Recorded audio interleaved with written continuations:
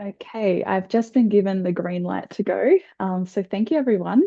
To start off with, just want to welcome everyone and first of all, acknowledge that the Alternative First Responder campaign and the work of the National Justice Project is from the unceded and sovereign lands of the Gadigal people of the Eora Nation, and we pay our deepest respects to elders past and present.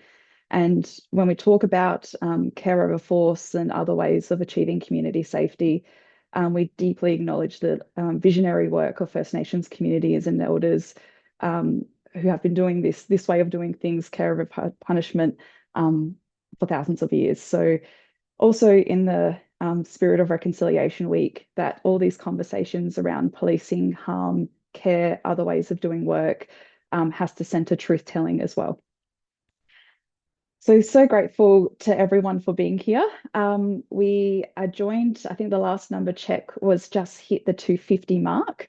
So obviously we're in good company, whether it's long-term, supporters, new folk to this work, or just curious people who want to learn more. We deeply appreciate everyone taking time out of your day to come be a part of this. The Alternative First Responder campaign is a project by the National Justice Project, a human rights law organisation that works across the continent to fight systemic discrimination and racism. As a campaign, we are joined by over 40 coalition members that are either organisations or peak bodies, and also thousands of public supporters, all really wanting to challenge the status quo for how we move towards community safety, invest in community as well, and definitely have alternative first responders to police. For people who want to hear more about this work and all the work of our coalition members, please visit our website. I think the team will be putting all the links in the chat for people to access soon. We do have a position paper that outlines the imperative for alternatives and what investment is needed to move forward. I think we're at the right side. Yep. So most importantly, why are we gathering today is to take action. With the Victorian state elections coming up in late November, we're at a really critical point where we can make sure that our voices are heard by decision makers to seriously consider this as an election issue. What we are hearing from parliamentarians is when we meet with them is that they really want people to share the how and what is needed to get closer to alternative first responders. This needs to be an issue that speaks on a personal level and also speaking directly to local representatives as well. We have already witnessed this work in action, and big shout out to action groups across councils in Victoria pushing back on different new laws recently that are prioritising punishment over care. This incredible advocacy by community groups can absolutely keep going and be uplifted as election and policy promises. On that note, as always, in advocacy work, we must keep going. And we want to acknowledge that when we speak about people of influence and parliamentarians, we reached out to every single member of Victorian Parliament in both houses, the upper and the lower house. We had apologies, cannot attend, and best wishes. We did invite everyone to either attend or make a statement about their positioning on alternative first responders and community-led safety. And we only had one. And so I do want to acknowledge David Edershank from the Legalised Cannabis Party of Victoria, who did confirm registration, and his team is attending today. So thank you for attending and being willing to hear from community organisers and advocates about why this is an important issue. So on that note, we also need to get the attention of these officers, get attention of these decision makers, and be strategic in what we ask. And that's what we're going to do today. We're going to write and advocate for that. Sometimes more emails doesn't necessarily mean the most impactful, but how we write these emails, how we do this letter writing, how we ask these messages is really critically important in strategy. So today we're going to be hearing from evidence, models, stories to get the message across. I want to acknowledge that we have an amazing lineup of speakers today. As we got on the screen, we've got Apryl Day from the Dhadjowa Foundation, Harm Reduction Victoria, Footscray More Friends, Southside Justice, and Beyond Survival Project, and absolutely thank them for putting time aside to join us today. We are cramming in a lot, so we're cramming a lot for an hour and a half, but we think it will be absolutely worth it. And then we'll have the last 30 minutes left where I guarantee from all these speakers, you will have enough information to write really personalized strategic letters of advocacy and putting time aside for that. And when we're done sharing that we've made those letters or emails and send them out. I will be extremely happy to stop talking soon and start handing over to our speakers to continue speaking. But just before we do, to start thinking, strategizing, marinating on some thoughts from what you're hearing today. At the end, when we do write these letters or advocacy emails of impact, so a couple of things to consider, how you might want to share that message. We do have templates available in the chat that will link to really evidence-based way of writing, some creative ways of writing. We've got a recipe for change if people are feeling like cooking up a storm, literally, and other ways that people can share why this is important to them. We have collated all members of Parliament's details. You can look up the postcode and see who you will need to be writing to. And just what we are seeing is that if emails are not from constituents and not personalised, they will get ignored. So why we really are putting time aside today to write these really critically personalised letters of impact. Start thinking already how you might want to angle your letter, what sort of strategy you might want to take, whether that's evidence, personal stories, uplifting other efforts by community organisers. There'll be lots and lots you can take from today. And then also start thinking about how you might want to ask for policy change and what does this look like. And again, our speakers will have lots and lots of things to include in your letters to make sure that they're impactful as possible. So start thinking about what that could look like for the last 30 minutes. But without further ado, very excited to hand over the microphone to our first plenary speaker, Apryl Day, and I'll just do an introduction for her. Apryl Day is a Yorta Yorta, Wemba Wemba, Barapa Barapa woman, justice reform leader, award-winning creative director, and global fellow committed to community-led change.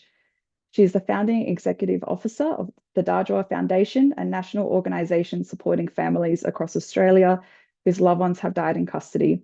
She was instrumental in the historic decriminalisation of public drunkenness in Victoria, a landmark legislative reform long called by Aboriginal communities. She's a member of Warriors of the Aboriginal Resistance, serves on the board of the Victorian Aboriginal Legal Service, and brings both grassroots organising experience and organisational leadership to her work.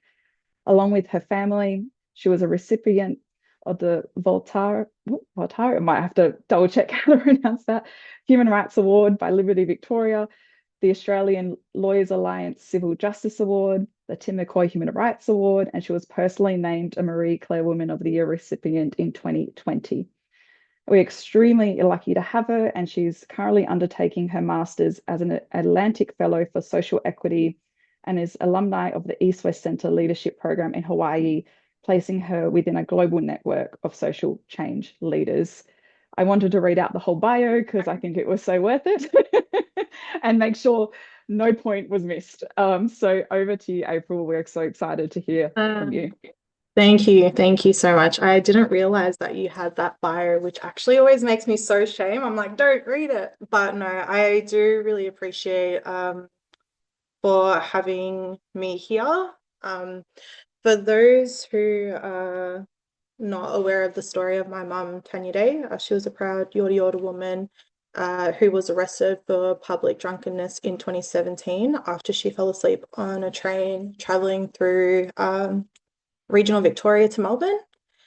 And mum was placed in a police cell and was meant to be monitored every 20 to 30 minutes. And that didn't happen, which then led to her sustaining a head injury, which caused a traumatic brain bleed, and she died 17 days later.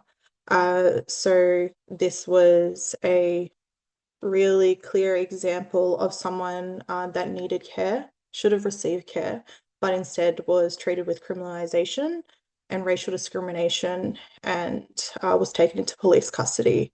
So sadly for our family and our community, you know, this is not an isolated incident for our people, but it's years of inaction from Victoria Police and the failure to implement the Royal Commission to Aboriginal Deaths in Custody recommendations.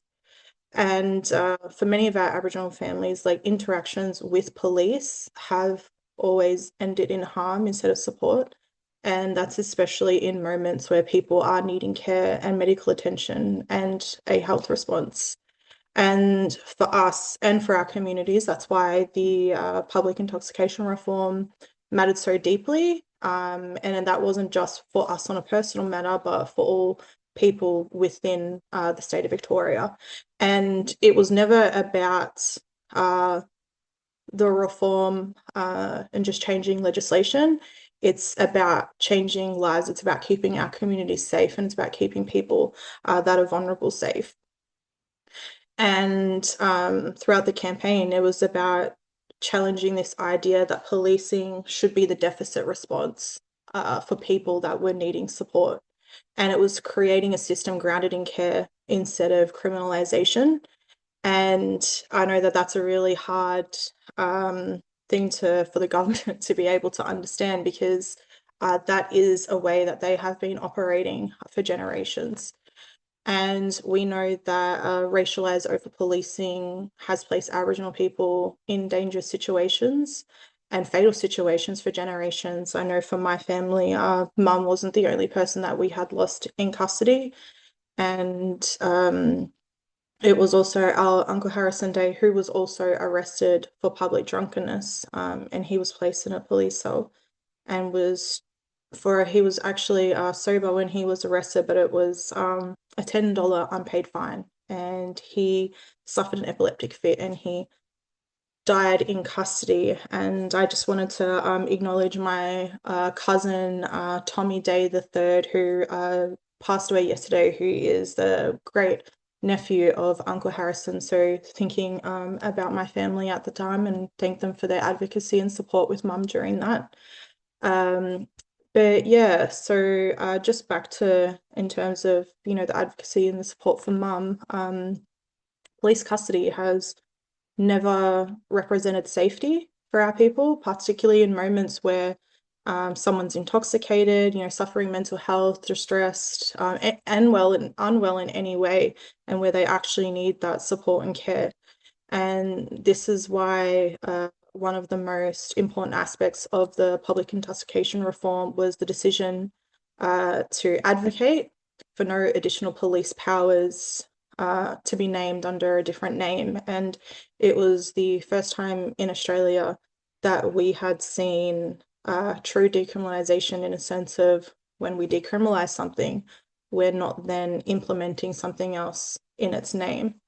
And because we know, as much as everyone else in this panel, that expanding police powers is never to solve an issue, and the issue itself is always the response, and we cannot police our way to safety. And for our community, intoxication, mental health, homelessness, distress, any other forms of intergenerational trauma have always been treated through punishment and criminalization instead of health and community care. And we know that care must replace criminalization, and fundamentally, that is actually a human right. And this reform showed us that there are alternative ways to first responders, and they're actually already working and they're in place. So we have, a really good model to have a look at. And it really comes down to having Indigenous governance set in place, community-led, health-based responses, instead of these theoretical ideas that are placing the power for police. And Aboriginal organisations and communities have known this and have been doing this work for generations. And the success of public intoxication and the response model and the broader reforms, they did not happen accidentally. It happened because families like my own and people with lived experience, Aboriginal community controlled organisations and advocates fought for a different approach. And the reform showed what becomes possible when governments allow us a seat at the table, when we fight for a seat at the table, and when our organisations are trusted to lead responses for our people, because Aboriginal communities and organisations already know how to care for community. You know, we know how to care for our own community, and that actually is beneficial for everybody else around us. And, you know, that's including things like cultural safety and just prioritising dignity over anything else. And, you know, responding to people's support instead of punishment is always going to create safer outcomes for everybody, you know, not just for those that are a minority, not for those that are just being racially discriminated. It is very similar to the public health response with public intoxication. That's not just benefiting my community, it's benefiting everybody else.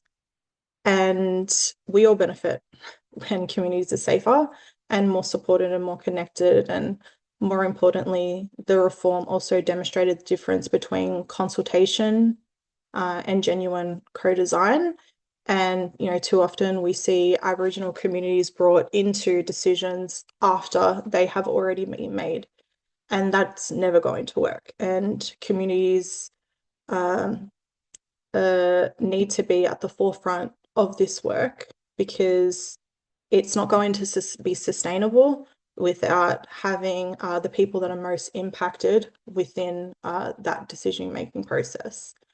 And the most people that are impacted by discriminatory laws and harmful systems should be involved in the very beginning. And I speak a lot about the importance of family-led advocacy and people with lived experience. And that I see is the public intoxication reform and the no additional police powers is a true testament to that level of work. And while I advocate for it, I think there's also a fine line of when we are bringing family members and communities on board, that it's not just families that are leading that advocacy work and having to carry the burden of reform. It is having you know, that community approach where we are all supporting one another. And there has to be a genuine commitment from government and from institutions to support the resources for community involvement and leadership. And, you know, not relying on the unpaid emotional labor of our families and communities, because reform without resourcing is not reform, and it is not sustainable. And we have seen that with 339 recommendations from the Royal Commission into Aboriginal deaths in custody. So if governments are serious about reducing harm and creating safer communities, there must be a long-term investment into Aboriginal community-controlled organisations and community-led models of care. And this isn't short-term pilot funding or symbolic commitments. It's real ongoing investment, and it's real ongoing consultation and co-design with our Aboriginal community members, because, you know, we cannot expect real commitment to embedding Indigenous governance into policy reform without that structural change. And, you know, this is, like I said earlier, it's not about tokenistic involvement or consultation after the fact. Real decision-making to have that structural reform is crucial to Aboriginal-led models and healthcare models. And I think one of the most important lessons from the public intoxication reform is that alternatives to policing already exist, and they're already working, and our communities already have those in place.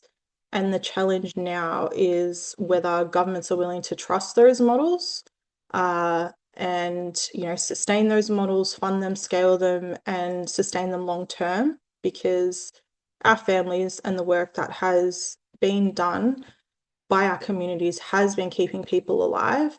And what we're talking about today is what safety actually means. And since invasion, our communities safety has always been defined through policing control and criminalization. But for us, we've always understood safety differently. And safety is care, it's dignity, it's community, and it's being met with support instead of punishment. And our communities have always known how to care for our people. The question is whether those in power are willing to listen to us now. That's me. Thank you. Thank you so much, April, and just want to fully acknowledge the breadth of advocacy from your family, from your community, for this groundbreaking work and change that ultimately benefits everybody. We do have some time for Q&A, so I really strongly encourage everyone to send through your questions. But I guess to start off with, when you say reform without resourcing does set it up to fail, have you seen any appetite to possibly, like initial appetite to commit to this and it change over time? Or I guess what can we really push as messaging to keep that sustainability? It is an ongoing commitment, unfortunately, from our end. I think that there is a false perception that the public intoxication reform and the public health response is safe and secure. It's not. They are always going to opt for over-policing and criminalization of our communities. And we've seen, every single model that they have embedded within our communities is not for the betterment of us. That advocacy has always come from our communities. So I think it's actually being realistic with what this advocacy means and the commitment that you're making to it, and ensuring that, like I said, that we wouldn't have been as successful if we didn't have a seat at the table. And I can't actually tell you how many working groups there was for public intoxication and, especially the first responders, so many, and had to sit across so many. And it was lived experience and Aboriginal community members that ensured that we had the Aboriginal-led models, that we pushed for the police powers, and having that commitment for, the funding, the sustainability. It wasn't the government being like, yes, let's do it. We're going to make sure that we're doing it. That was from us being there. And it's also really important for evaluation purposes as well. That the way things are, the data isn't always actually reflective of the work that our communities are doing, right? And there's also, without getting too off topic, but there's also those intersectionalities of drug and alcohol and mental health and homelessness and public drunkenness that all overlap to one another, right? So while people are thinking that we're actually just addressing one issue, there is actually so many layers, and it's how do we get all of these different institutions to collectively work together? Because we was like this with health and justice, right? To me, you should be working together. I don't know why it's like this. I don't know why we have different evaluations. So having more community on board and people and advocates and people with lived experience to be able to keep an eye on the ball, because we can't actually trust them to do anything. We just can't. Absolutely. And I think, got to keep pushing that advocacy, and everyone can have a bit of that load to take as well while prioritizing family. Absolutely.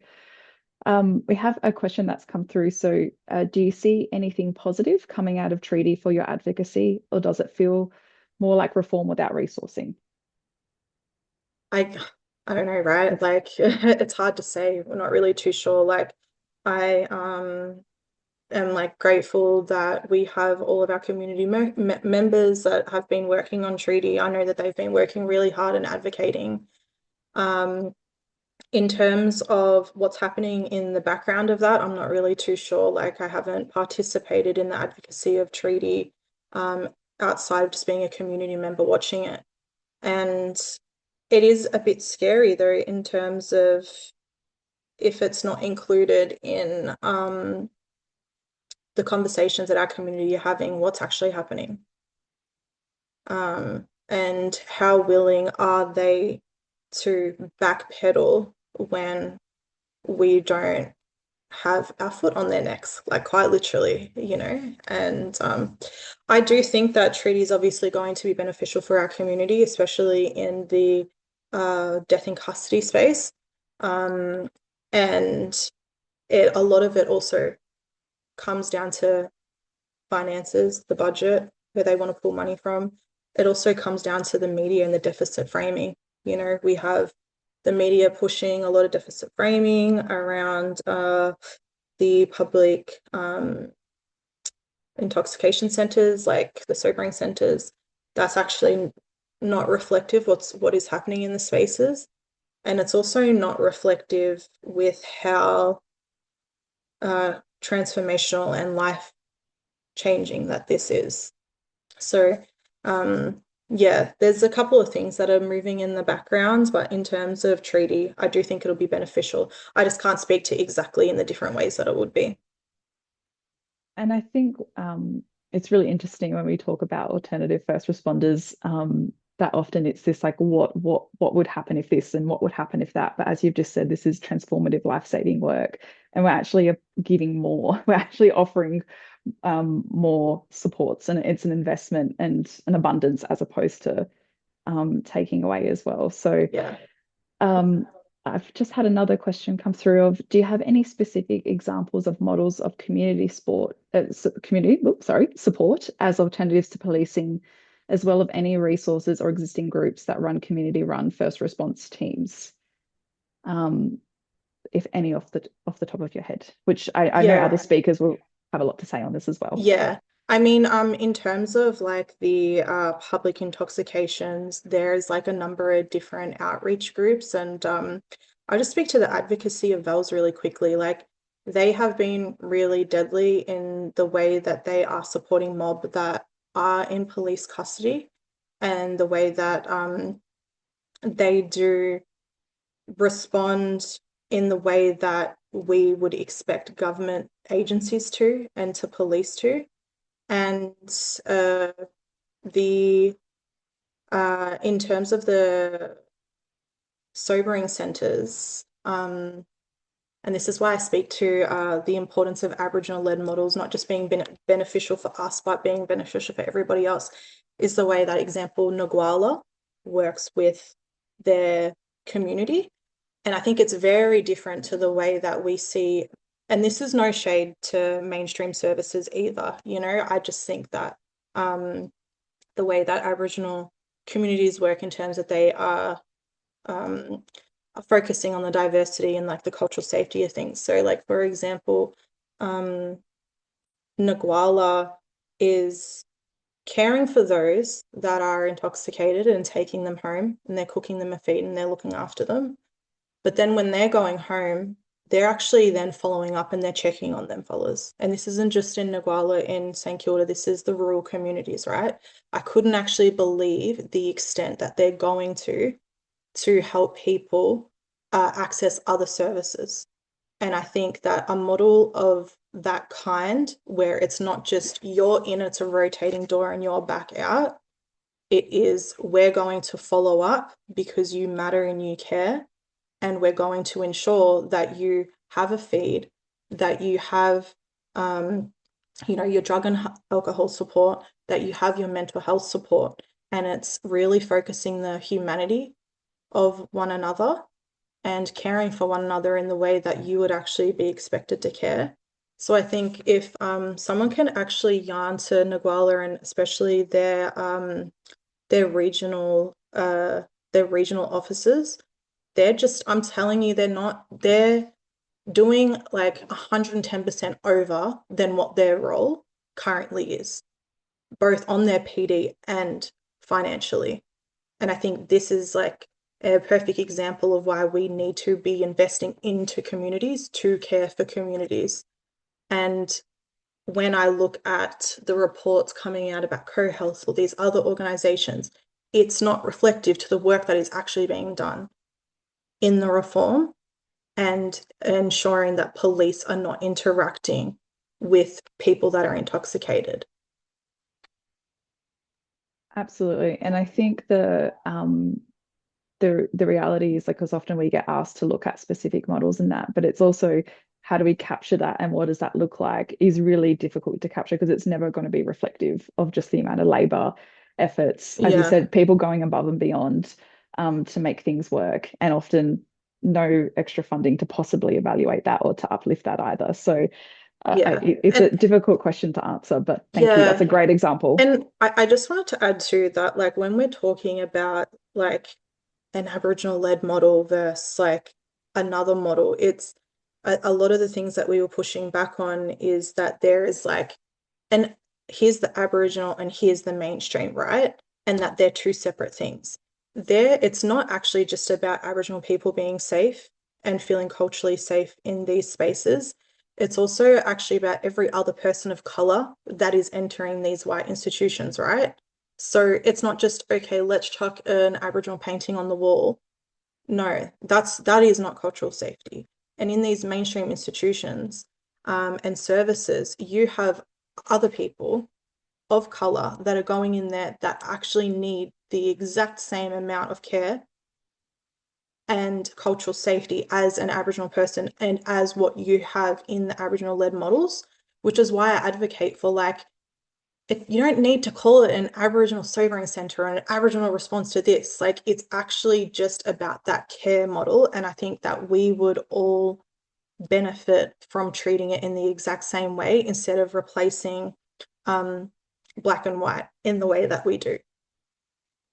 Absolutely. And I think that's a great spot to finish. And I'm sure hopefully people have written that down, that exact statement there, that we don't need to keep this separate, this benefits everybody. And I think exactly how you said it hopefully ends up on a lot of people's letters and emails that are going out. So cannot thank you enough for your expertise, for your advocacy, clearly your care and love and your passion as well. Like all this work and all this advocacy comes from a place of love and care, and cannot thank you enough for that and everything that you have done. And I'm sure we'll get a lot Thank of you. love and reacts coming through too. Thank you. Thank you. Thank you, Apryl. Um, thank you, everybody. I'll let that sit a little bit, but there was so much in there, and I hope people are really note taking away and some of those absolutely landing points of what we can ask for when we speak about what does AFR look like and how do we get there moving forward. April's done the work. It's been succeeded, and how do we keep pushing it? As I said, this doesn't end after one reform change. It does have to be an ongoing commitment and work as well, unfortunately, but it's something we can all commit to as well. Now we have more speakers coming up for our plenary number 2 from grassroots organisers across Victoria. Again, I'm going to get straight into it so that we can keep hearing from people, keep sitting on, what people might want to put in their impact and advocacy letters later on. But to start off with, we do have Harm Reduction Victoria. And I think there's there we go.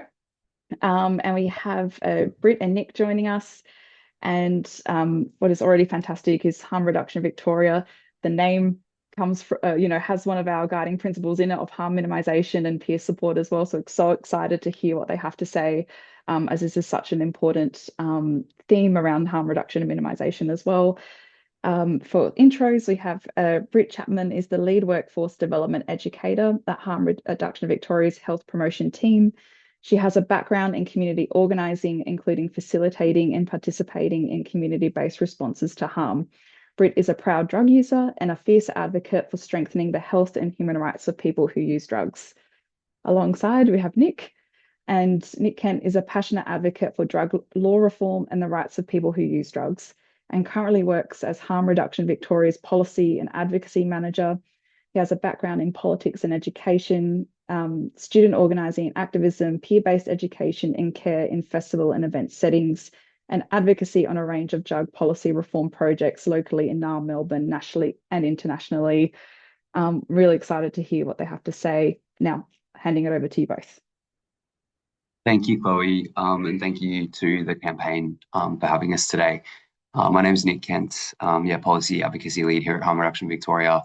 And of course, I want to acknowledge that we're sitting here on stolen Wurundjeri lands and pay respects to country and the strength and resilience of Aboriginal communities that's just so evident in everything that Apryl said, and that leadership and policy reform that comes from that can also have benefits for our communities too. And I just want to acknowledge the strength and resilience of communities of people who use drugs that survive in the face of the war against people who use drugs, which we're going to talk a little bit about today, and some of the work that we do as frontline responders to those harms. Yeah, thanks, Nick. Yeah, so we are the Victorian drug user organisation and peak harm reduction service for the state. So we are a community-based peer-led organisation. Peer-led in that everybody in the organisation, from the volunteers and casual staff all the way up to the CEO, have lived or living experience of illicit drug use, and most of us are illicit drug users. Next. Can I change these slides? Sweet. Awesome. Thank you. There's a number of programs of harm reduction in Victoria, that are either, working alongside first responders or supporting people who are working alongside first responders or doing first response, actually. So health promotion team, which I'm a part of, probably like the best example from that team is our overdose response. I guess at times people call us instead of 000 in terms of overdose response because they don't trust the 000 response. We're quite literally first responders sometimes, or we are providing naloxone for other people who are often first responders in their communities, or training people up in first response to overdose. Fuse Networks is another program, and so that is about the peer workforce development, specifically harm reduction peer workers in mainstream organisations. So again, they are supporting that workforce who is quite literally on the front lines in communities, responding to drug-related harms. Our programs we do our best to try and respond to the diverse needs of different communities of people using drugs in Victoria. So another one of our programs, which began as a grassroots community response called Rave Safe from raves in the 1990s. It's now called DanceWise, and providing crowd care spaces, education and crisis response in festival and event settings, often working closely with medical. And our last program is the Pharmacotherapy Advocacy Mediation and Support Service, which is a 1-800 number that people can call when they're needing peer support or struggling to access the opioid substitution therapy system in Victoria. Yeah, and sorry, keep it back on that one for a second. Sorry. People who use illicit drugs come from all backgrounds and walks of life. Everybody uses drugs. Many people use illicit drugs. It doesn't matter where you're from, right? But because of the nature of criminalization, the nature of stigma and discrimination, and then the nature of the colony and the white supremacist patriarchy and everything, the people who we're often working with are people who are under-resourced, are people from those lower socioeconomic bracket backgrounds, and quite often are people racialized as non-white, people who are living in intergenerational poverty and that kind of thing. People who are most likely to experience violence from police if calling 000. We go to the next slide now. Thanks. The structural disadvantages, as Britt said, that are inherent in our sort of colonial society often come out in terms of who gets criminalised for drug use, and then the harms that get exacerbated by that. We just wanted to do a bit of a lightning round to just kind of introduce the context of the war on drugs in Australia and kind of how it works, because we're sort of operating on the fringe of Victoria, or Australia and Victoria's kind of mainstream alcohol and other drug response. So we do have a war on drugs in Australia. It's hidden and disguised by careful policy language called harm minimisation, which is the title of our national drug strategy. So we've had harm reduction as a pillar within this drug strategy since the 80s. We had an effective community response to HIV, which is the sort of origins of our organisation. But we also have these two pillars, supply and demand reduction, particularly with supply reduction being the criminal response. And how this works in practice, if we can just go to the next slide. is that all of the funding goes to supply reduction, basically. So well over half goes to the criminal response. There is some funding for treatment services, but the kinds of work that we do and grassroots and particularly frontline service responders only ever gets a very small amount of the funding nationally. And so that sort of goes to show how we do have a war on drugs in Australia. It War on is people who use drugs. yeah, it's often hard to talk about it in that way because we have these different ways of talking about kind of harm minimization and harm reduction in Australia, but the distinction between the two is important. And harm reduction represents working with people without requiring abstinence as a precondition of support, meeting people where they're at, and providing that care based on what they need in that moment, which all of our programs work to do. Advocating for a health response to drug use, or where there are issues with somebody's drug use, we're advocating for a health response, not a criminal response. Criminal responses only exacerbate the harms that are existent. Yeah. And I'll just finish by saying, this government in Victoria does use the language of harm reduction a lot. They are putting it a lot in this new alcohol and other drug strategy that they've just launched. We'll see how that goes in practice. But obviously there's a massive distance. And I think you mentioned at the start, Chloe, with the issues around securitisation in local councils. There's a really big piece of work to do to make sure that those harm reduction philosophies are applied at the local level. So always really keen to talk about that. Our email's up on our last slide, and just thank you so much for having us today. We're really grateful to be here in solidarity with you all and look forward to learning from you all as well. Thank you. Thank you so much, Britt and Nick, and fully acknowledge these are lightning rounds, and I appreciate how much you crammed in there. I think what stood out to me the most is something that we often unpack as a campaign of when we talk about who is first responding, or often this is already happening. There's people taking on those roles. Where are people going to for care? And acknowledging that role as well that people are taking on as the first responders, and maybe even reclaiming that language of who are first responders and doing that work. But I think at the end there, as you've also shared, when we wonder sometimes why things aren't working, if you look at that funding split, what is getting prioritized is a different model, a completely different model. And I think you spoke to that really well. So despite the evidence base, despite the evidence, exactly. So really, really appreciate that and all the work you do as well. Thanks. And I think Britt and Nick will be around later on when it comes to letter writing. A lot of our speakers are going to hang around. So if you need to keep asking questions, unpack what you might want to extend on outside of that lightning round in your letters, questions can be answered as well. Straight to it. So our next speakers, we have Footscray More Friends and grassroots organisers Hong and Monty. Hong is an organiser and artist based in the Western Sydneys of Nam, Melbourne. She's the eldest daughter of Vietnamese boat people, is an experienced public servant turned movement builder, super keen on experiments to make more abolitionist, racially just futures possible. Monty is a grassroots organiser and musician born and raised in the western suburbs of Nam, Melbourne. Their recent work has been in a range of community-led initiatives opposing carceral responses to social justice issues in the community of Footscray, where she lives. Handing over the microphone. Cool. Hi, folks. I'm our designated yapper for today just because we're so short on time, but Hong will be answering any text questions in the chat that come up later, and I'll launch straight into our little pitch here. So we're Footscray More Friends. We're a small collective that's been operating out of Footscray since September of last year. And we were motivated to start in this work by two main factors, the first of which was the police shooting of Abdi Fattah Ahmed in April last year in Footscray. He was a Somali refugee who was experiencing homelessness and was shot by police after an 11-second interaction while in a mental health crisis. The other main factor was connections to the local hospo scene where I used to work.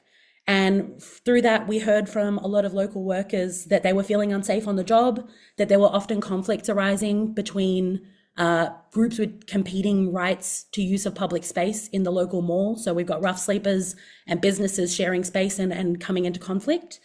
And in both of those things, we saw an unmet need, which is somebody to call who can do the de-escalation work that we know is possible and necessary to keep our community safe. And as to what we actually do, we have some big ideas for long-term expansion, but right now we're in a sort of microcosmal proof of concept phase while we learn how to upscale what we're doing safely and responsibly. But what it looks like is that we go into the mall a couple of times a week, just as we have personal capacity. We sit with people, we learn their names, we share coffee and cigarettes and food. Sometimes we'll take along a guitar for a sing-along, sometimes we'll take along art supplies. We've invited friends out to join us for picnics in public space. And sometimes I think we're going to drop a picture in the chat. We take my big silly foster dog termed foster fail dog, Benji, for cuddles. He's a bit of a local hit. And as relationships have formed and we've built trust with folks, we've also offered kind of more specific supports to people as they've requested it from us. So that could be things like lifts to appointments or help filling out documents and paperwork, court support and transport for people who have requested of us, just kind of trying to act as a friend to make accessing services and navigating systems a little bit less scary and intimidating for folks. So what we think works about what we're doing, the first is that homeless and criminalized people are the foremost experts in what they need and what works for them. And we see every day in Footscray that people are doing that de-escalation and care work for each other by mutual necessity for survival. And what we're trying to do is not to replace those systems of care, but just to inject our resources and our energy and our support into it. And then building from that, communities already know how to care for each other. We see people in Footscray and in our communities who respond to mental health, crime and substance issues every single day, whether that's as traders who are sharing food and maintaining relationships to the people who are staying around them, whether it's family carers, whether it's hospo workers and retail workers who are providing emotional labor and de-escalation work just as a part of their minimum wage jobs. And then there are locals who we've met who are coming through the mall as part of their daily commute, who do work like we do, just as part of their daily routine in their own small ways. And so what we're trying to do is to deploy that community care and connection with political intent. So by building relationships with all those stakeholder groups, it lets us sometimes in our small way act as an intermediary where people who wouldn't talk to each other can talk to us, and we can try and foster like better understanding and communication between some of these groups that are coming into conflict. And then additionally, the relationships and the kind of trust that we've built through this kind of friendship and solidarity with local rough sleepers means that we can help, like it helps us to help them regulate when they're in distress and before things escalate into harm and violence. And then kind of a flow-on effect of just being present in the mall is that we've observed that cops and security are much slower to violence and intimidation when they know that they're being observed. And when there's someone who can kind of model calm for whoever's in the space, ask like politely challenging questions of the more intimidatory tactics, and just kind of trying to like diffuse by being a positive presence. And then to finish this up, we've got what we think governments need to know and do. And the first and most obvious is maybe to fund frontline services and public housing. But we'll focus like more specifically on things that are relevant to our work. And the first is that there are structural and systemic factors that shape public safety, but that it's experienced by people at the personal and interpersonal level. And so policy tweaks can't be expected to meaningfully change behavior. And you have to start with the person where they're at in their communities, which means that interventions have to be rooted in local context and relationships, and they have to be non-judgmental and non-punitive. Treating people as problems drives crime and its antisocial behavior, and it cannot fix it. The second is that governments at all levels must centre the needs of the most vulnerable and recognise the expertise of communities in caring for themselves and each other. So instead of policies to manage or control or punish social dysfunction, they could choose instead to help and resource the local grassroots community who are willing to do this work. So that could look like things like funding de-escalation, first aid and naloxone training for local communities, fully funding neighbourhood houses to support vulnerable folks in our communities. And especially in gentrifying communities like Footscray, we think that building like public art and inclusion and activation strategies that center the needs of the vulnerable and homeless instead of trying to like clear them out for arts activations is a really important step. But like our final takeaway and kind of what we try to underpin our work in as Footscray Mall Friends with is this idea that we can choose to divest from the way that things are now, and that we don't have to wait for systems to reform themselves or for government to come along to what we know works for our communities. We can show up for each other here and now with what we have and do what we can, And that if enough people do that and, you know, form a critical mass, turning their backs on these systems, then that's what will force systems change one way or another. Thank you. Thank you so much. And I'm going to steal that term, designated yapper.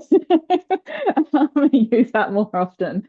I took so many notes, and I think, you know, proof of concept, I would say expertise, how you're doing the work is absolutely, you know, such a brilliant way of working in a way that works. And that survival work and needing the political intent to go behind this is the missing piece. But I think often when people ask, you know, what does a first responder look like? You know, it's exactly what you said of meeting people where they're at, having a physical presence, being out in community, building those relationships. I think you kind of described the PD for the role. So I think, again, I would err towards using, instead of proof of concept, absolutely expertise in what you're sharing. And thank you for all the work that you do. Now, I think we're halfway there, and, you know, still 2 more speakers to come. But I think for the energy, I'd love people, if you're around, send through your emoji reacts. We've had absolute generosity and sharing of learnings from our speakers so far, and 2 more to go. And then hopefully, this is all fresh. Enthusiasm is high. We can put these into action and keep going. But got myself confused with my notes. Next speaker. We have from Southside Justice and introduce Jess Richer, and she's a community lawyer and a director of policy and advocacy at Southside Justice, previously St Kilda Legal Service. Jess has worked for 17 years in the legal aid and community legal sector, focusing on criminal defence and advocating for the human rights of criminalised people. Over to you, Jess. Thank you, Chloe. First of all, I just want to say I'm like ridiculously humbled to be included in this like outrageously, incredibly heroic and amazing speaker lineup. So I just want to start with that. Everybody here has expertise that is far, far greater than mine on every possible level. I also want to say that I'm going to touch on homelessness, and I don't have lived experience.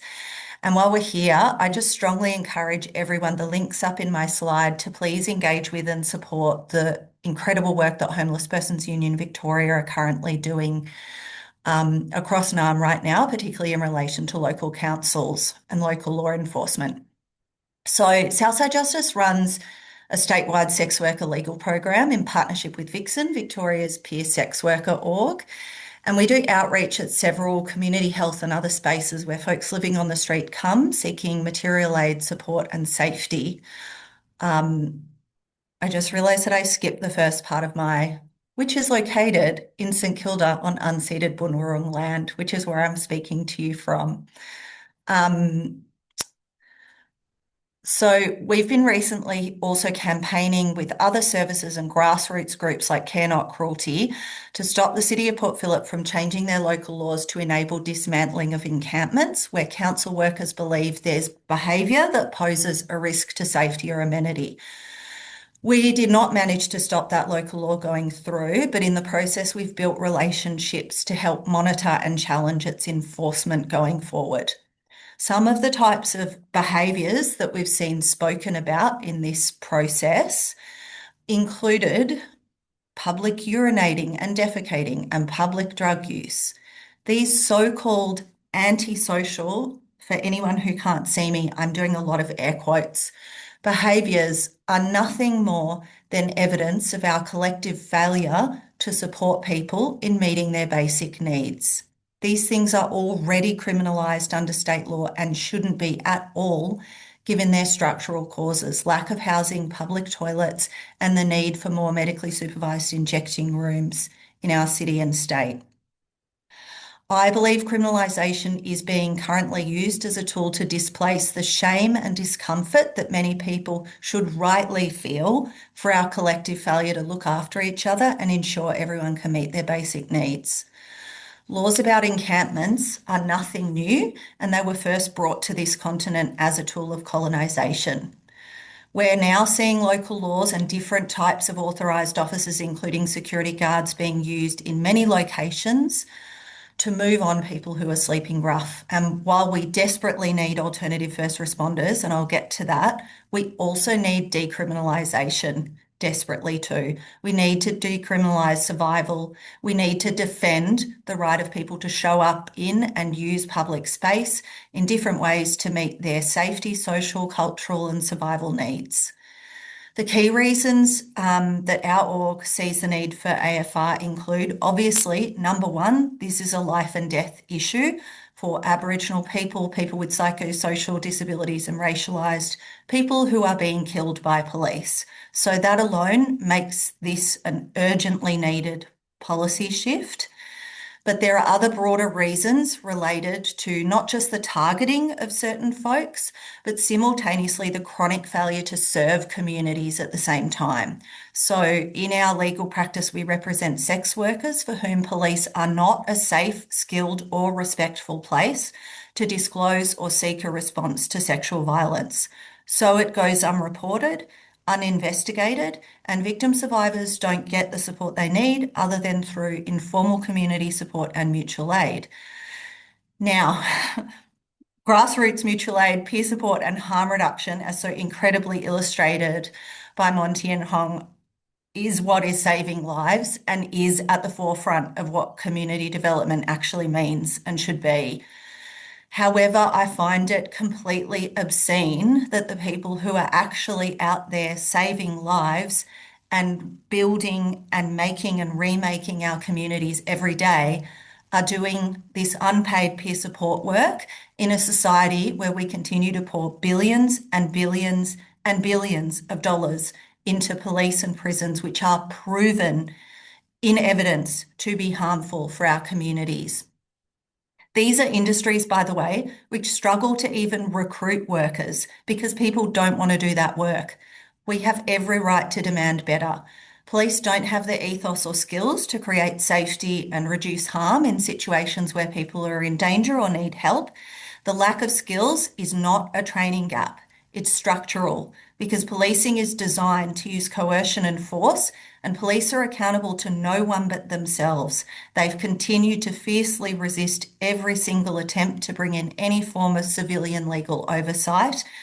Also, as Apryl articulately discussed, in the failure to implement the RICIADIC recommendations, the Royal Commission into Aboriginal Deaths in Custody.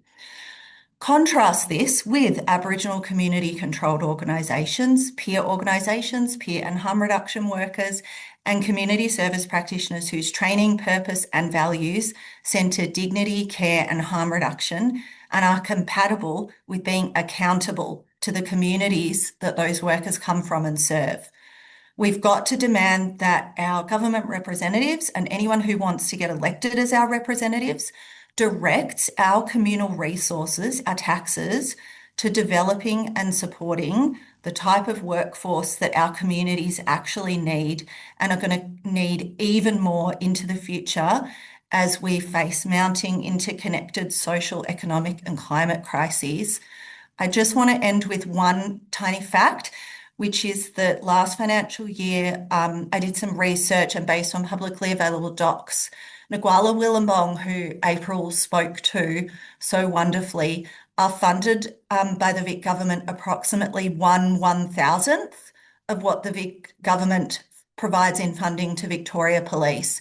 And Nguala Willumbong, who are based here on Bunurong country, do so much more than the incredible Safe Sobering Up Centre as well. They are the homeless entry point. Like I could just go on and on about what they provide for the community. It's absolutely disgusting. Okay, I'm going to stop now. Thank you. No, thank you so much, Jess, and thank you. We'll put that I saw you wrote it in the chat to make sure everyone can see that statistic, which is just, when we wonder why there's not movement or sustainability. And I think that stat speaks for itself. But would be remiss of me to say that you absolutely belonged in this list of speakers. And I think everything that you just shared then is a testament to that and the work you're doing as well. So thank you for being part of today, and all those fabulous examples, and obviously pushing back on what police as first responders, it sits within a legal structure, sits within laws that are also criminalising acts of survival, public space use, and it's all part of the greater campaigning. So thank you for sharing that. And lucky last, we have Lauren joining us from the Beyond Survival project. Beyond Survival recently released the Harm in the Name of Safety report, which distills practice-based evidence from family violence practitioners and frontline workers in Victoria about harms enacted in the course of police responses to family violence, and calls for the establishment of a community-based first responder pilot. Loz, also as a lot of people might know her as, is a community-based organiser and researcher, and her work crosses advocacy, support work, movement lawyering, and narrative therapy. Over to you. Thanks, Chloe. Thanks so much for including us as well. I'm dialing in from beautiful and unceded Wurundjeri country this morning. I want to pay my deep respects to elders past and present. And so Beyond Survival, we're a small project. We're a by and for collective by survivors of family violence, and we work at the intersection of intimate partner violence and the harms of policing. And we had our inception in a post-Royal Commission era, so in an era in family violence where we saw a huge amount of resources and funding channeled into police as a response to intimate partner violence. And police have very rapidly made central to the family violence service system in Victoria. Part of why Chloe and I had talked about speaking about the Harm in the Name of Safety report today is because intimate partner violence, gender-based violence and sexual violence is often a type of violence for which there's a great resistance to the idea of talking about alternative first responder models or community-based responses. And police have done a very good job of situating themselves as the sort of sanctioned side of safety in response to that violence, as if they are the only meaningful or indeed safe response to that type of violence when it's occurring. And so part of the work that we've been doing, I just saw a laugh emoji, it's made me laugh. But so part of the work that we've been doing is, of course, we're in this narrative battle, and I think all of the speakers have spoken to that so clearly. It's like police have done an excellent job of capturing the language of first responders as if they are first responders, when we know that actually overwhelmingly survivors of family violence are not reporting to police. And in fact, it's very often communities, community-based responses, family and friends who are doing that first responder work of keeping people safe in the context of intimate partner violence. But part of the work that we've wanted to do is to lay bare the harms that are actually occurring in the course of family violence policing to get some of that traction in the narrative battle. And so one of the things that we've done, we've seen absolutely trends in the harms occurring in the course of family violence policing, but it's been very difficult to build an evidence base without speaking to other practitioners and to survivors themselves. So we reached out and we surveyed more than 270 family violence workers in Victoria about what they're seeing of police, family violence policing in practice. And I think the results won't be shocking to people sitting on this webinar, but what those stories told us was, what they gave us was a picture of patterned and repeated harm. So they're not one-off stories, but they are numerous thematic stories of harms that are occurring in the name of safety via police responses. They include things like 90% of frontline workers saying they're witnessing bias and discrimination in police responses to intimate partner violence. It includes 83% of workers saying that they'd witnessed police incorrectly identify the person experiencing violence as the person using violence. We know that often that gets described as misidentification, the language of mistake is used, but actually what we know is that people are absolutely targeted through that policing, and that evidence is borne out in the data about who is being misidentified by police. We know it's overwhelmingly Aboriginal women, it's women of colour, it's migrant and refugee women, it's targeted communities like sex workers, it's criminalised communities. And so what we're talking about is racial profiling by another name. We're talking about biased and discriminatory policing that's being neutralised through that language of mistake. And so what we also heard from workers beyond those kind of key stats was how often police responses are actually replicating or extending the very dynamics of family violence in their responses. And we also heard that more than half the workers responding to the survey had encountered situations where the person using violence was themselves a police officer, and more than 3/4 of those workers had seen that more than once. So we know that police absolutely fight releasing data on that, but what it speaks to is that the very institution who've been tasked with responding to intimate partner violence in Victoria have a serious problem with abusers within their own ranks. And it speaks to, I think what many of us have been trying to really shine a spotlight on, which is the culture of coercive control, of militarized masculinity that actually exists in an institution that we're then empowering to respond to that violence in our communities. As a result of gathering that data, I know that I'm so close to time, and we were talking about, well, what's the call to action? So we've made a suite of recommendations that are available in the in the Name of Safety report, but those are centred in a couple of areas. The first of them are recommendations to expose and to constrain the harm of policing. And one of those key recommendations that I would shout out to and would really like to include in any lobbying and any letters that we are writing is actually very specifically calling for an end to police self-investigating complaints, because we know that when police investigate themselves, what we see is few, if any, complaints ever return substantiated. And then in terms of the alternative first responder call, we are calling for really a redistribution of resources. So we're calling for a return of resources both to frontline family violence services and specifically to services who are supporting survivors who are harmed in the course of family violence policing. We're calling for resources to build and strengthen community-based support pathways, including a whole lot of what Apryl spoke about in terms of the amazing work of Aboriginal community-controlled organisations as an alternative to police responses. And we're specifically calling for funding to establish an alternative first responder pilot for Victoria. And I know that all of the speakers have spoken about the way that this work is already underway. We know that it is underway, but there's a body of work to formalise and to actually pilot those responses and then to actually resource and scale them up throughout the state. So that would be our kind of 2 or 3 calls to action to get into letters. Thanks so much. Thank you so much, Loz. And I think, echoing what you've said and clearly a pattern of what all the speakers have said is like, this is a resourcing redirection. And we need to give back to that first response of people showing up for others in this work. And thank you for that. And those calls to action, obviously accountability is huge to also making sure that we get closer towards having greater community safety as well. So that's and I appreciate every single speaker during our second plenary. That lightning sharing is difficult, but even then it was filled with so much that we can take from today and put it into action as well. So now is the time to get writing, to get thinking, to get advocating. And I believe the team has put in the group chat, the Google Doc, where you don't need to request access. It'll be a matter of copy and pasting your preferred template. And slides have, that's all right. I will keep, thank you, Jacinta.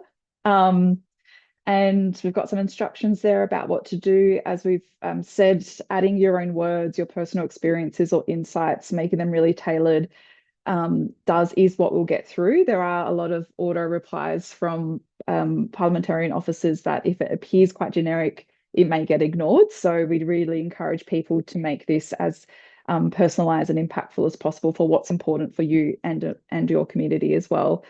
We've got the email letter template example there, some cues, and you can put in there what you think will be best about why you support it, what you're asking for, and what's the issue you want to raise. Again, for people who want to have a different way of expressing this, we've got a recipe for change.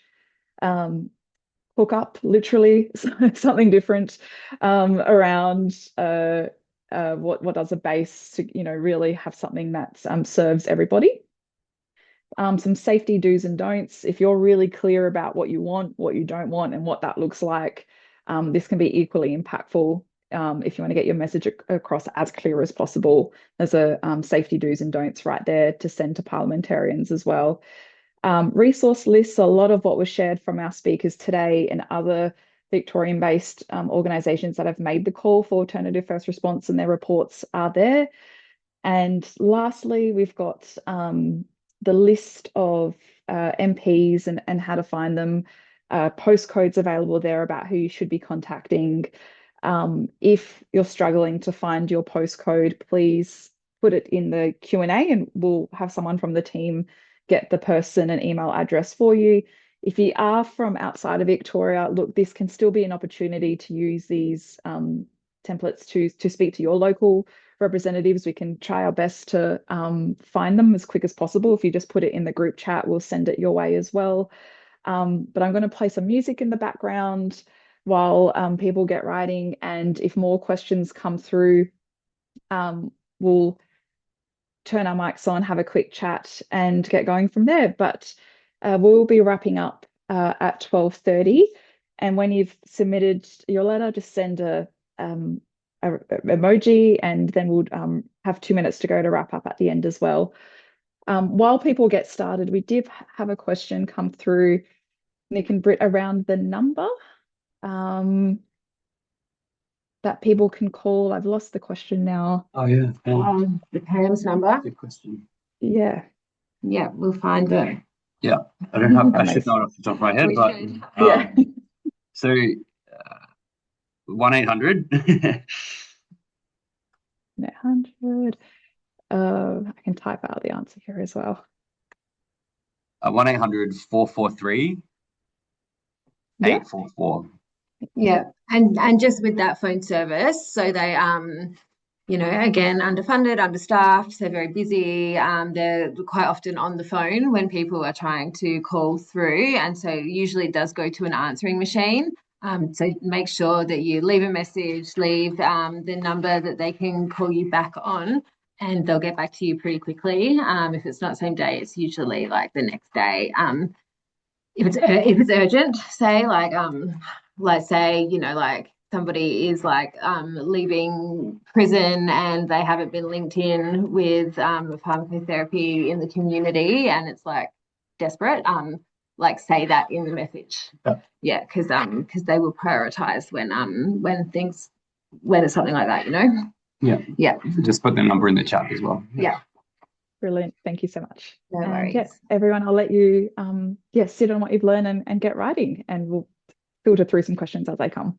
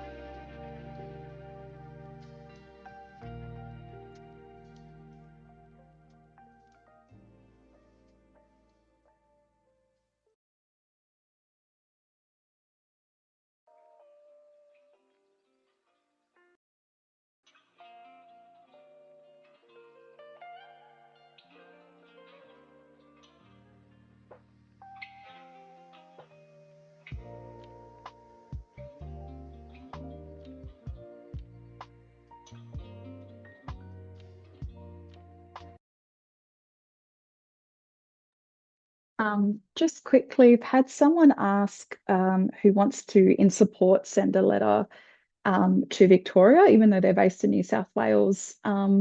If our speakers want to share their postcode, they would like to send it in solidarity.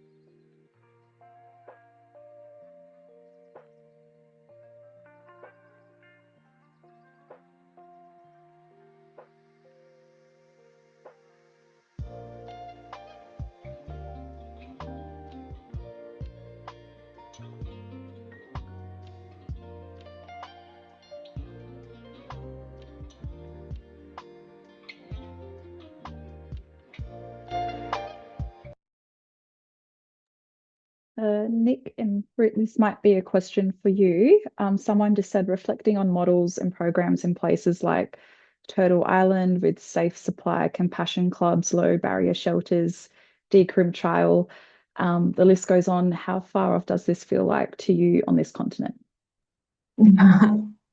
So far. So far. I mean, like the yeah. I like the Compassion Club stuff, like the Drug User Liberation Front's Safe Supply Compassion Club model was like an amazing project, which was like which they did illegally, and it was largely. I mean, they did it out the front of police stations, right? They were handing, for those who don't know, the Drug User Liberation Front, like in the face of the extreme overdose crisis going on in Canada and USA, the whole of Turtle Island, they were procuring safe supplies of cocaine, methamphetamine, and heroin, and redistributing it to members of their Compassion Club, so that people would have a safe supply that wasn't that didn't have like fentanyl or other drugs in it and that cause overdose. So people knew what they were taking. And it was largely successful. They they sort of ran it like a research study as well. So they took heaps of data, interviewed people, like nobody experienced a fatal overdose. I think even non-fatal overdoses went drastically down. And then things like, there was like a marked decrease in police interactions for people. There's a few, I'll link the research papers in the chat after I stop talking. Yeah, it was really amazing. And then I guess like the Canadian government had been like, largely sort of supportive of harm reduction for like a little while. And then like this backlash kind of started. And then in October 2023, the two people who were the main organisers of Dolph got raided and arrested. They're still going through court stuff to do with that. And now we're even seeing like, there were so many safe consumption rooms open across Canada, and one by one they were getting shut down as well.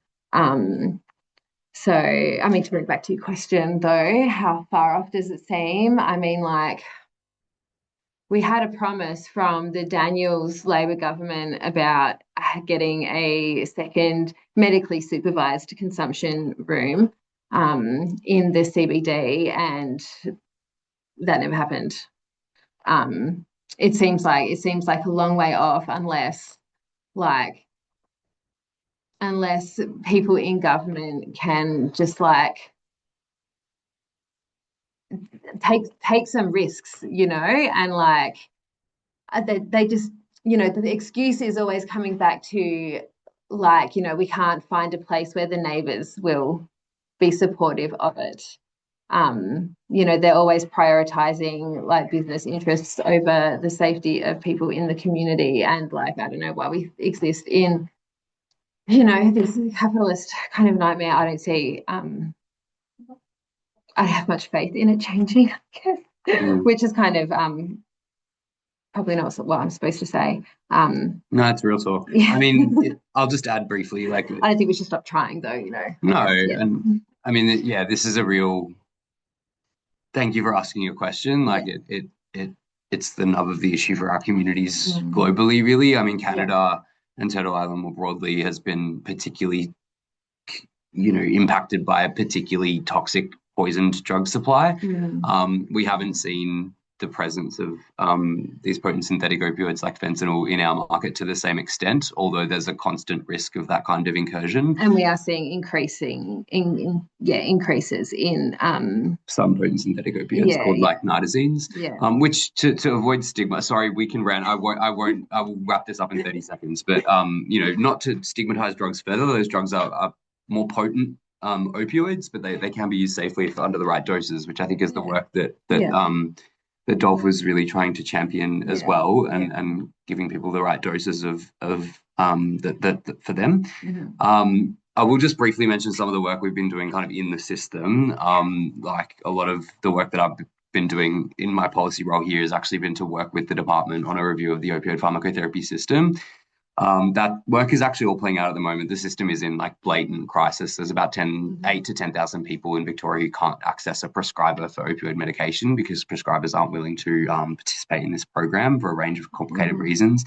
So yeah, there's a lot of work that needs to be done. If anyone would like to talk more about how we can advocate for those recommendations that we've made to the department, my email will be in the chat as well. So, you know, that there's the medical system and what it can do, but then, you know, as Britt was talking about, like when push comes to shove and the harms of prohibition really reach their extremes, like they have in Turtle Island, we need those community responses too. So we're always keen to build more of those kind of solidarity networks and try and get ahead of the conversation in case the market goes in the same direction it has as Turtle Island. Amazing. Thank you so much for that. And I think similar to what Apryl shared earlier, it's just going to be constant. So yeah, absolutely constant. Thank you for that. And just for everyone, we'll keep going for another 4 or so minutes before we wrap up.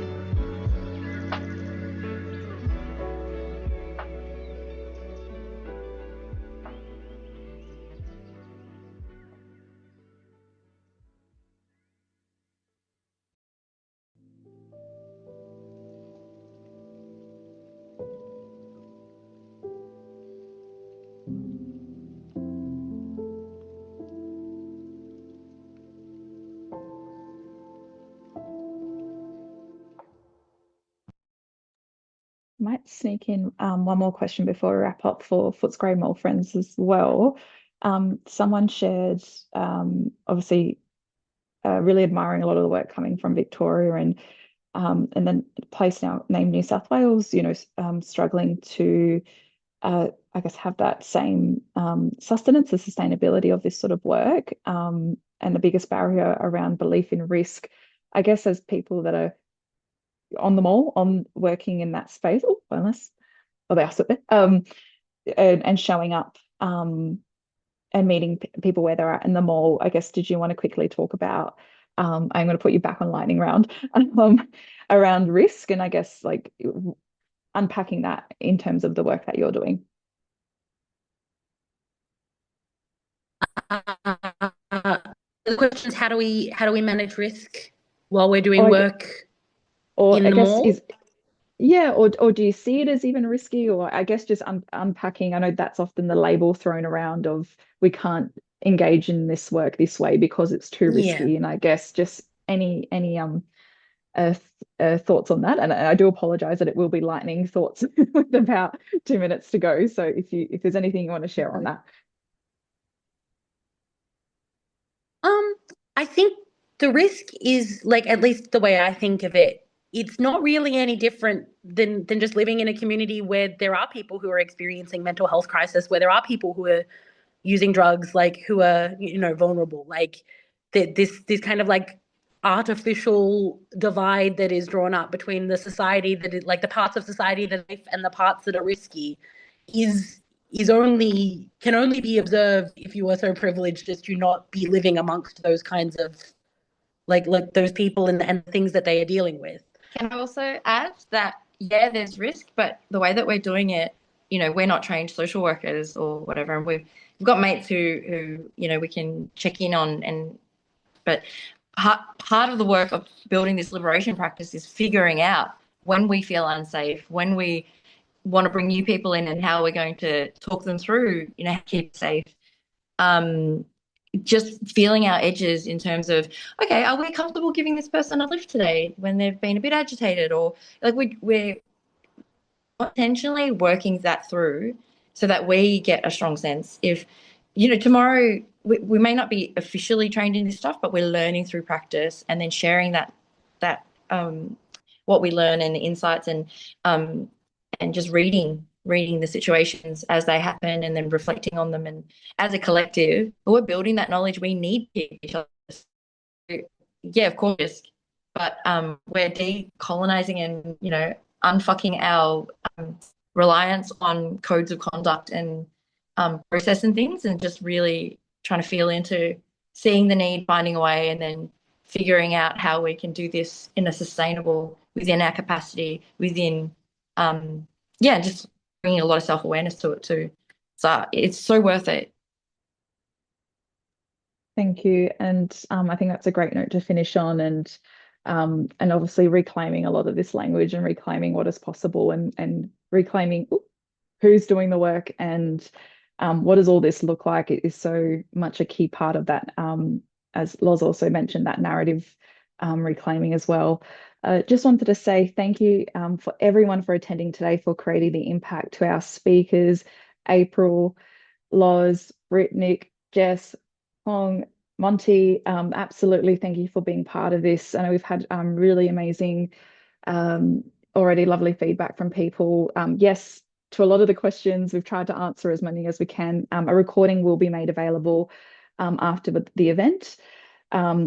If all the resources for the templates are available on our website for people who might want to hand this out, explore further.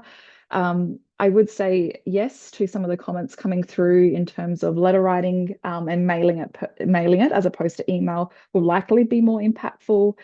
So absolutely explore that as a strategy. It doesn't have to end here today as well. There are other tools from all of the resources shared by our speakers.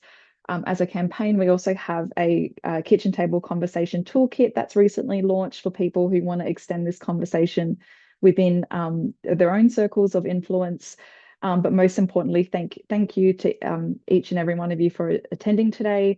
We obviously have strength in our numbers, and wishing everyone the best. Take care of yourself, take care of each other, and keep calling for care over force. Thank you, everyone.